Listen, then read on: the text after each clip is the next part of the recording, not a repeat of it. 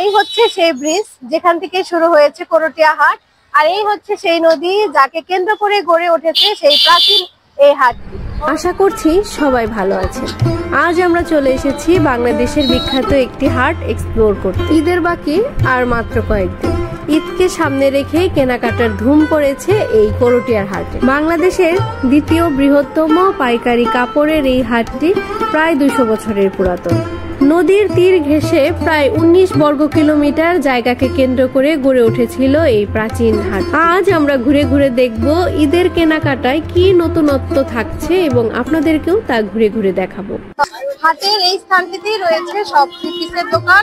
এখানে বাটিক, সুতির যে কোনো ধরনের সব সুন্দর সুন্দর থ্রি পিস পাওয়া যাচ্ছে এবং অপোজিটেও অনেক থ্রি পিসের দোকান রয়েছে। আমরা এক এক করে সবগুলো দেখব। দেশের বিভিন্ন প্রান্ত থেকে ক্রেতারা পাইকারি দামে পণ্য কেনার জন্য ছুটে আসে এই হাটে। পাইকারি ক্রেতার পাশাপাশি খুচরা ক্রেতারও কোনো কমতি নেই এই হাটে।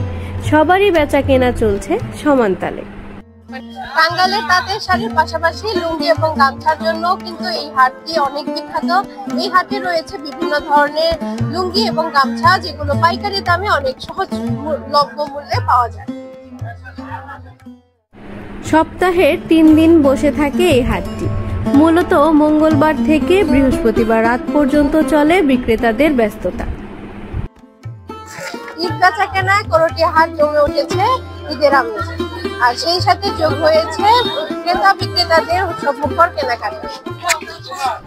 এদিকে শাড়ির দোকানগুলোতেও কেনাকাটার ধুম লেগেছে। ক্রেতারা তাদের পছন্দ অনুযায়ী শাড়িগুলো কিনছে, আর ঈদ উপলক্ষে এসেছে রং বেরঙের বাহারি রকমের শাড়ি। হাটের এই কর্নারটিতে রয়েছে টাঙ্গাইলের সে বিখ্যাত তাঁতের শাড়ি, যেটির কারণে এই করটিয়া হাট সব থেকে বিখ্যাত। চলুন দেখা যায় ঈদের এই আয়োজনে কি কি তাঁতের শাড়ি তারা এনেছে এবং কিরকম দাম তারা রাখছে।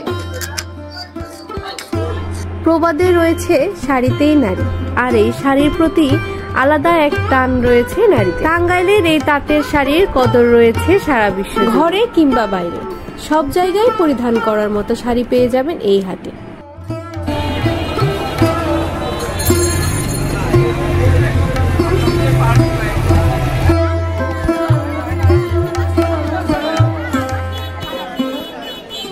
হাটের এই প্রান্তে রয়েছে বিশাল এক গজ কাপড়ের সমাহার, যেখানে সুলভ মূল্যে বিভিন্ন গজ কাপড় পাওয়া যাচ্ছে এবং বিভিন্ন দেশের বিভিন্ন প্রান্ত থেকে দোকানিরা তারা পাইকারি মূল্যে এখান থেকে গজ কাপড় সংগ্রহ করে নিয়ে যায়। আর মার্কেটের তুলনায় এখানে দামটা কিন্তু অনেক কম। এখানে আসলে আপনারা যারা নতুন ব্যবসা শুরু করতে চান তারা চাইলে এখানে এসে গজ কাপড় সংগ্রহ করতে পারেন।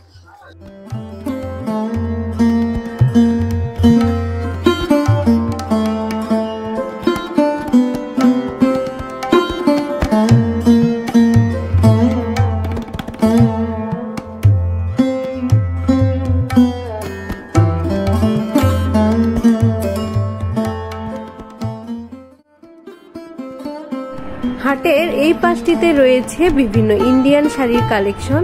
তার মধ্যে রয়েছে বেনারসি, সিল্ক এবং বিভিন্ন পার্টি শাড়ি। বিয়ের কেনাকাটার জন্য একদম মোক্ষম স্থান হচ্ছে এটি।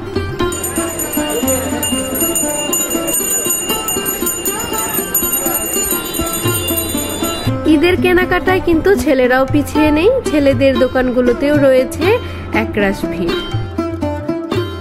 আর জানেন তো, করটিয়া হাটের এই দই চিড়ারও রয়েছে বেশ সুনাম।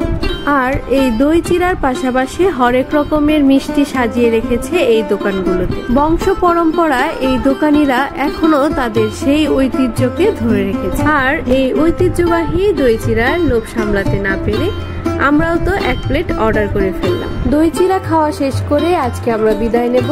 আজকের এই ব্লগটি কেমন লাগলো সবাই জানাবেন। ধন্যবাদ সবাইকে।